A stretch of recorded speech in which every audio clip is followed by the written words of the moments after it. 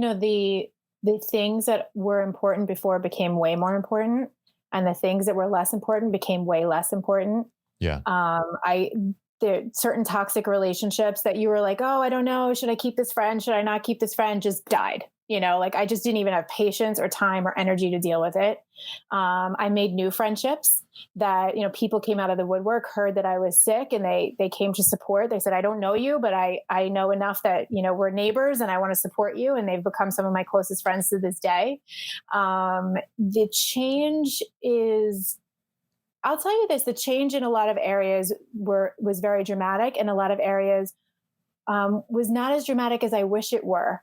And I think that that's partly my holding on to, like, still, I want to be that person that I was before cancer sometimes, not that I don't know how to Tell me what explain you it. mean by that. Not that I want to be her, because I actually think that I'm way more awesome after cancer, by the way. For sure. I would I agree. feel kind of comfortable saying that. But it's very difficult when you look at photos, for example. I'm definitely going to get teary here, but when you look at photos of yourself before you're sick or before any traumatic event, like, I don't recognize the person in those photos. Like I legit go, oh, is that me? Yeah. I don't recognize who she is anymore. But there's oftentimes I'll ruminate and I'll look through old photos and I'll say, oh, look how good my chest looked there. Or look at, that was a girl that didn't have to worry about cancer. The minute you're diagnosed with cancer, your entire life changes for the rest of your life. And I want to be fair and say that my cancer, I'm very lucky, knock wood, that my cancer wasn't life-threatening in the moment. It was pretty far along, but I was very lucky that it didn't spread anywhere else and it was treatable and whatnot. There's also a little bit of a survivor's guilt of, like, some people find it too late. And, people will say to me, well, it could be worse, right? That's my favorite line ever. It could be worse. Okay. So, and it could be, but the point is that there's really two people that are living this lifetime of mine, the before cancer Jen and the after cancer Jen. And there are times where I long for the before cancer Jen, even though she wasn't as badass. She doesn't know herself as well as I know myself now. There are moments where I just miss that uninhibited life that cancer didn't fuck up. Yeah. I don't know how else to say it, because I think about it every day, and I have to think about it every day because I have to get dressed. I have to look in the mirror. I have to, I touch my body. Every little thing that you do reminds you of it, or is a thought about it, And so I miss that. I miss a life without cancer in it, but I don't want to be that person anymore. So it's like it's a weird paradigm, and it's, I think it takes you some time to also come into your own skin as the person you are after cancer. I'm still working on that. That's not something that happens quickly. No, I can imagine. And I also feel like I've had, an ACL reconstruction and an Achilles, reconstruction for torn ligaments, but those aren't things that are, not only are they not as traumatic to go through, but those aren't things that I also have to stare at every day. I'm reminded of them on occasion when I go and do something sports wise, and like I feel a little bit of extra soreness there, but I don't think about it. It's not as if I'm changing, and as soon as I, take my shirt off, I'm like, oh yes, there it is. So I think that's difficult for anyone that hasn't gone through it. I think it's difficult to wrap our heads around. The only thing I can say is it's worth listening to. It's incredible to hear your experiences on this. I want to ask, what was the impetus in like what was you had reconstruction surgery to build back your breasts, and I'm curious, how is that? I guess what made you want to do that? Well, I was very afraid of what I would have to deal with emotionally if I didn't. I see. First of all. Second of all, I was afraid that it would scare my children. Like, I felt like if I could at least look normal from the outside, then they would be okay. Then I wouldn't have to answer questions, and I wouldn't have to be faced with it if I didn't want to be faced with it. And I wouldn't have to, I don't want to say question my femininity, but it was partly that I felt like I was losing a lot of my femininity, that maybe it would make me feel more whole.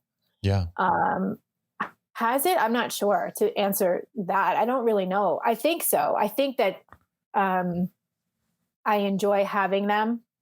They don't feel like mine. They feel like accessories. They are uncomfortable.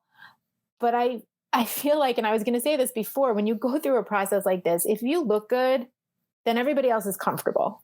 It Yeah. was always about making everybody else comfortable, managing other people's emotions, in a lot of ways where, like I saved my hair, I did cold capping. So it's like you put this thing on your head and it freezes your scalp so that the chemo doesn't get to your scalp. So in essence, it's supposed to save your hair. I lost about 30% of my hair, but nobody really noticed because I had a lot of hair. And people would say, oh, but you look good. And it would be like, well, Jen's not that sick because she has her hair. She Yeah. doesn't look like a cancer patient. So I kind of felt like the breast implants were an extension of that, but also it's really just a matter of wanting to feel like myself, wanting to look more like myself. It's an odd thing because so much of our identities are wrapped up in the way others see us. And so I can imagine that, having the surgery and having your clothes on, there's a sense of normalcy that's brought back to your life. Until you're reminded once again in the mirror of, Yeah. So it's odd because it's so much of that need. And I understand that need because I spent a good portion of my life making decisions based around what other people thought, including my failed marriage. So I can see the side of like, if society saw femininity as something else, if society saw femininity as strength, as the pieces that it truly is, then I'm curious if that need would be there, if that makes sense. Yeah, well, I talk about this exact thing in the book. I have a chapter about femininity, and essentially what I say in the book is that I've really had to rediscover my femininity. And when I sat down and made a list of, I started to think about all the women that I look up to, and all the trailblazers in the world, and what do I find feminine about them? What defines their femininity to me? And when I made the list, what I realized was there wasn't one physical attribute on there.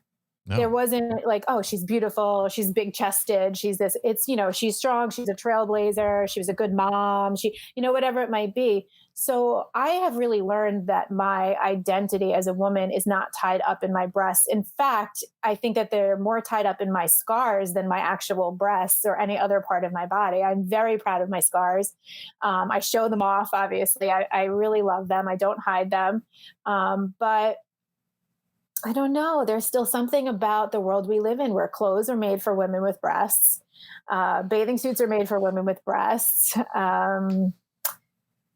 Life is made for women with breasts. And when you don't have them, it feels, I don't know. For me, it just doesn't feel right yet. It might one day. I don't know. Yeah. But for me, it was, I don't know. It was important for me at the time. Yeah. And it still is, I guess, because I just had a surgery 2.5 weeks ago. So I guess it is still important to me. But, I think also sometimes how we look correlates with how we feel. And so it's not just about how other people perceive me, but it is very much like, all right, listen, I went through 2 reconstruction surgeries before I found my current plastic surgeon. And my breasts were they were located in the wrong place. They were really low. They were really far apart. I looked like it was all deformed. It was not a good situation. When I had my first surgery with this doctor and everything was put in the right place and I had a little bit of cleavage, which I hadn't seen in so long, and I took off my bandages and I saw cleavage, I just bawled. And it wasn't about the sexual side of cleavage or the sensual side or the feminine side of cleavage. It was just, oh my God, for a second, I recognized that person in the mirror. There she is, You see the person that you knew.